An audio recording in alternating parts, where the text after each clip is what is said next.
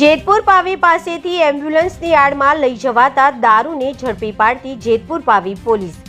મધ્યપ્રદેશથી ગુજરાતમાં દારૂની હેરાફેરીમાં વધુ એક બનાવટી એમ્બ્યુલન્સ ઝડપાઈ। મધ્યપ્રદેશથી ગુજરાતમાં દારૂ ઘુસાડવા બુટલેગરો દ્વારા રોજે રોજ અવનવા કિમિયા અજમાવવામાં આવી રહ્યા છે। તેવામાં જેતપુર પાવી પોલીસ દ્વારા આજે વધુ એક દારૂની હેરાફેરીનો પર્દાફાશ કર્યો છે।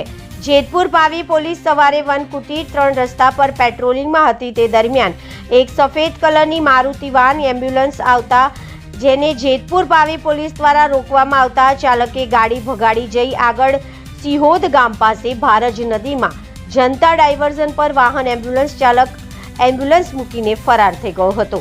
પાવી જેતપુર પોલીસે એમ્બ્યુલન્સ વાનનો કબજો લઈ જેમાં ચેકિંગ કરતા ઇંગ્લિશ દારૂ મળી આવ્યો હતો, જેની કુલ કિંમત ₹2,55,200 અને મારુતિ વાનની કિંમત ₹2,50,000 કુલ કિંમત ₹5,05,200 જેટલો મુદ્દામાલ કબજે કરી જેતપુર પાવી પોલીસે આગળની કાર્યવાહી હાથ ધરવામાં આવી છે।